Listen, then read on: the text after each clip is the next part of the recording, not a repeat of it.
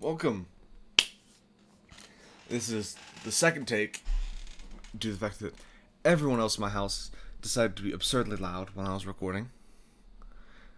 I've shut the door now. Nonetheless, back to the point. This is the first video of a relatively should be short series about the development process and kind of end product of a personal project of mine, NES Doom.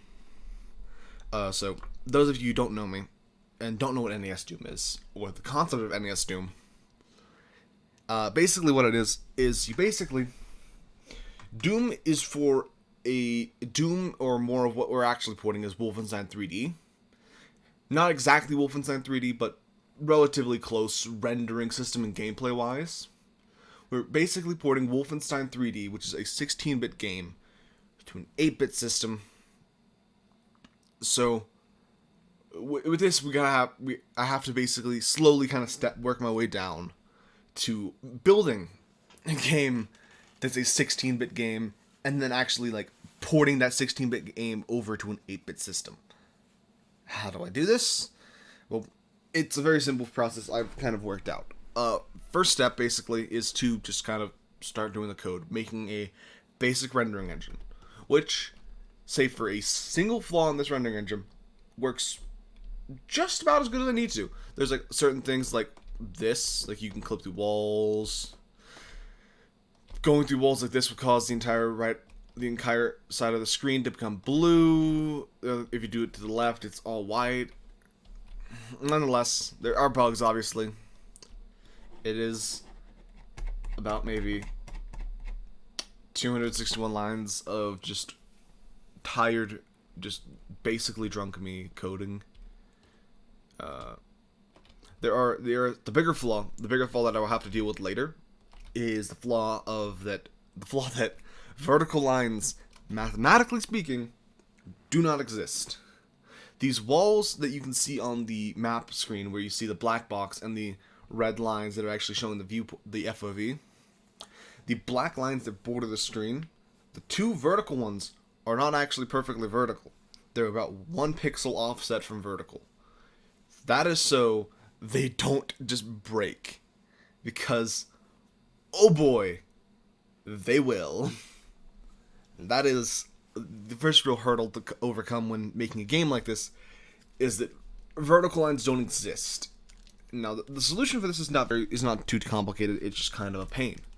It basically doubles the amount of logic you have to have when it comes to lines, and it sucks, because you have to have a case for horizontal lines and a case for vertical lines, and you have to have the math according to that, which sucks. Nonetheless, though, the next stage is the stage I am moving into, because this prototype is working. It will be in the description below. You can download it yourself, test it, send feedback, do whatever the hell you want with it, modify it, do whatever. I don't give a shit what you do with it. But basically, there's a couple of restrictions that I kind of worked out when doing this prototype stage. The first one is I had to work out a way of moving that's actually fluid and kind of works well, without having, a good amount of buttons. Because an NES only has 6 buttons, technically speaking. That is the 4 directional buttons on the D-pad, and A and B. And I'm going to reserve A or B to shoot, and the other one for sprinting, because I would rather have sprinting than switching weapons, because I'm a Doom player. Sprinting is a mandatory for me. Nonetheless, first stage is complete. Prototype done. I will leave this whole download for the whole HTML file down below. You guys can test it out, do whatever the hell you want with it. Yes, I will say right now, so no one fucking complains. Yes, it is basic. It is a lot of spaghetti code. As I said in the last recording, and I will say again, because obviously it's the last fucking recording, no one's gonna hear that. I made this code very late at night, and it's not going to be the basis for the engine. The code is going to be completely rewritten in C++ with OpenGL. And that code will be heavily optimized. that actually leads to the next stage of the 2 games that will be coming out of this. One will be a C++ based arena shooter. The other will be a JavaScript based arena shooter that is in the web browser, just because those are the 2 languages I'm most familiar with. JavaScript being kind of the one I am more familiar with rather than C++, but I'm still relatively good at C++. Nonetheless, both of those games will be coming out in the near future, and I'll most likely make a follow-up video to this one, announcing the release of those 2 online arena shooters and whatnot. Those will probably have like the same controls as this one, with basically just like a linear weapon upgrading system, maybe gun game style, who fucking knows.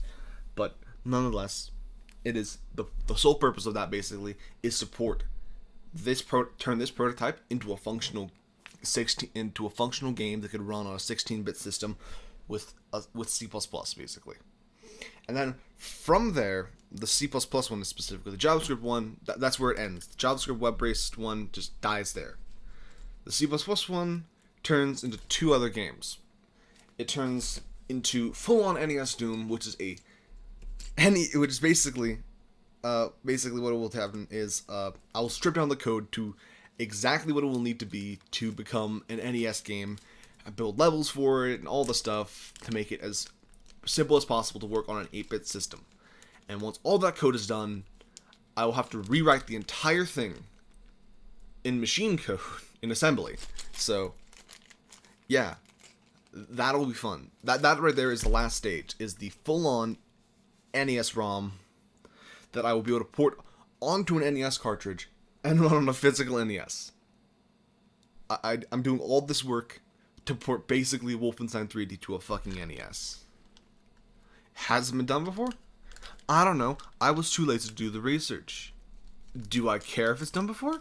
No, I'll do it for fun. This is what I do for fun, guys. I basically throw my life away and lock myself in code for 12 hours a day. Welcome to the world we live in. As you can see from this, as aforementioned, basically, yeah, around about 258 lines of JavaScript. 257, actually. 257 lines of JavaScript. It's not optimized. As you can see, there are a lot of problems. Like, a lot of if-else. Holy shit, a lot of if-else.